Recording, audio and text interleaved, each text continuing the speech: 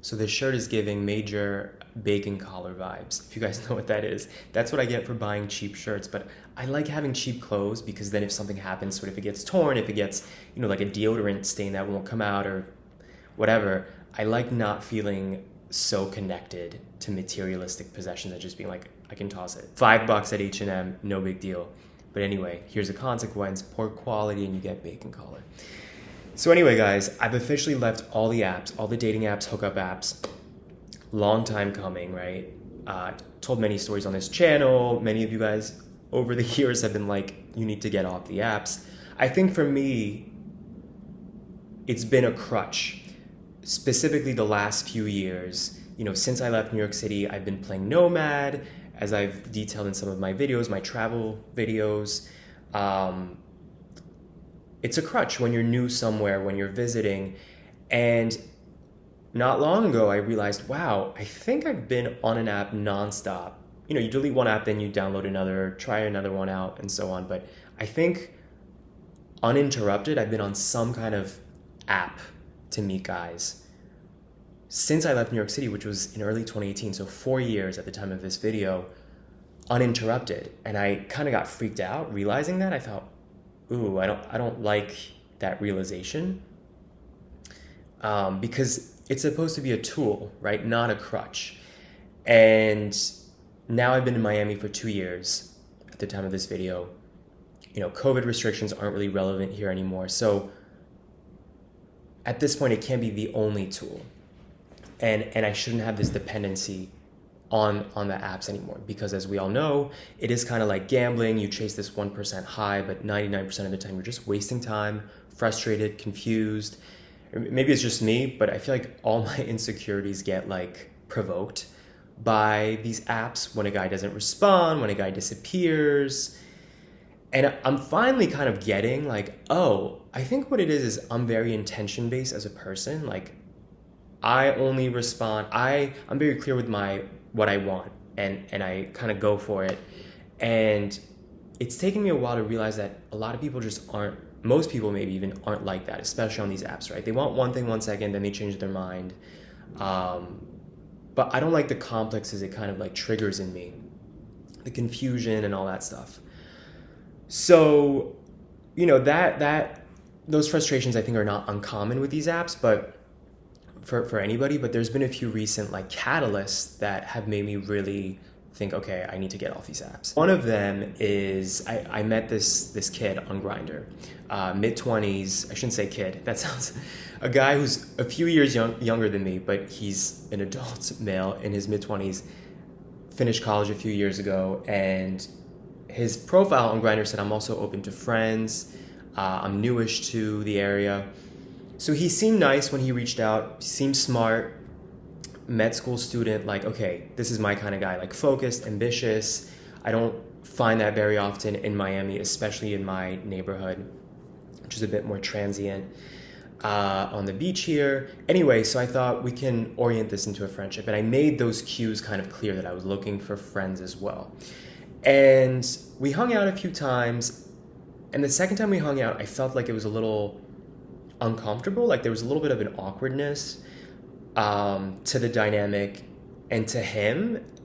And for example, he was kind of sarcastic a bit in a way that I felt was a little strange to be that way when you are still kind of building a first impression of someone. Like with close friends, obviously I have friends that are very sarcastic, but I feel like when you're first meeting somebody, I don't know, it felt a little, some of the things he said felt a little slightly condescending to me. And then 10 minutes later, all of a sudden, I'm getting a flirtatious vibe from him. And I kind of instantly froze up because I think I just like couldn't process it. I was like, wait, I'm trying to build a friendship dynamic. He's not getting it. He just got kind of touchy-feely at this rooftop we were at. And I think he felt that there was a disconnect, like that I was not interested, but then he felt maybe a bit like ego was bruised, so he almost kind of went for it even more to validate himself. So then I just felt kind of uncomfortable. And then after that, I wasn't proactive anymore. And of course, he'd asked to exchange Instagram profiles earlier in the night, which I hate doing with people I just met for this reason, because now he likes everything that I post. He comments, he DMs me, and it's like, I'm not looking for pen pals. And that interaction kind of rubbed me the wrong way. Anyway, that he wasn't picking up on the cues. But all of this makes sense because he said when we hung out, he mentioned that he's been on Grindr nonstop, uninterrupted since he was 18. And when he said that, I instantly, viscerally felt uncomfortable. I was like, whoa, that feels very unhealthy to me. That this guy, since he's been a legal adult before he could even drink alcohol, since he's gotten out of high school, or maybe even still while he was in high school, he's been using this hookup app, which is not an organic way to meet people. It's a tool. It shouldn't be the crutch, right? But I feel like if you've been using an app for 7 years straight, that can be as toxic and, I don't know, disruptive as Grindr. Like Tinder would be one thing. Even Tinder would still kind of weird me out if he had been on a dating app nonstop since 18 without any breaks. But Grindr. And so in retrospect, I look back at that and I'm like, wow, that maybe explains why he in person was a little bit awkward, and maybe he's like forgotten how to use his regular people skills, communication skills to kind of read the room. And then it made me think, what about me? Am I affected by this stuff the way that maybe he is? You know, being on apps for this long, do you kind of forget those emotional intelligence sort of skills that are so needed to be developed to just thrive in our society socially?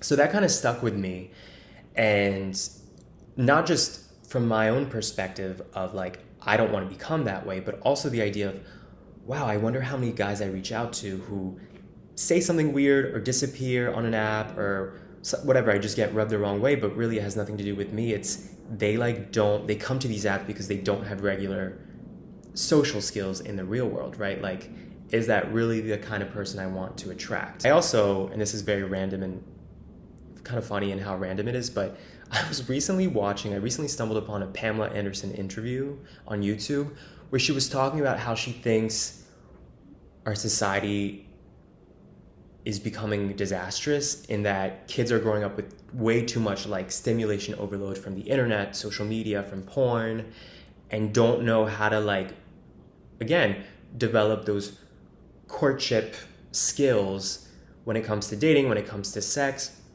She was obviously talking about straight men, but I thought about it and I was like, I guess she's right. Like this guy that I just mentioned, how many people are kind of growing up in this era? Because I'm at least a millennial, so I didn't fully, I kind of transitioned into the digital space like the rest of society, but I feel like Gen Z, it's like they're growing up in this world. And I think even a lot of millennials have become too sort of living online as opposed to the real world, right?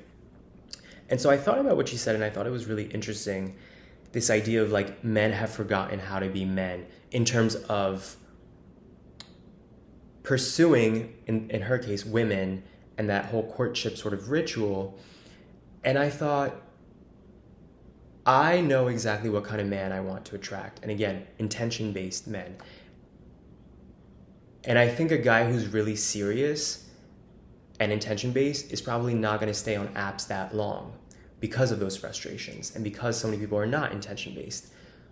So then I thought, well, what does that say about me? Again, why am I spending so much time on these apps?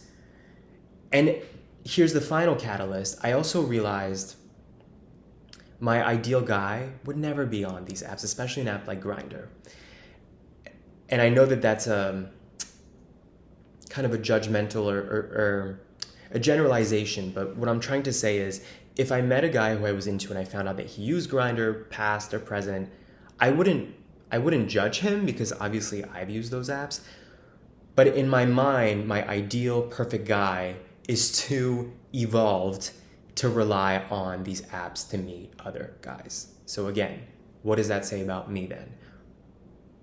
If I want to attract an ideal partner, I feel like I have to mimic that. I have to have those same qualities. And I've talked before about this Argentinian guy I had a connection with last summer, and I remember him telling me, like, oh, I don't use apps like Grindr. Like, I've come too far for that. And I remember when he told me that, I was really charmed by him sort of alluding to having come too far along in terms of personal evolution to rely on apps that have these negative sort of side effects in terms of maybe your self-esteem or just the time you waste. So in a sense, all these stories I just shared including Pamela Anderson, I've used all these people as like a mirror, looking at like reflecting back onto me, which behavior do I want to mimic and which behavior do I not want to mimic.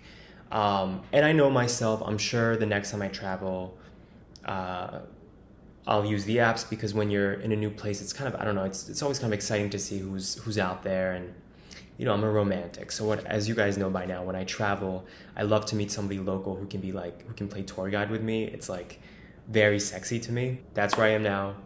Curious what you guys think about this.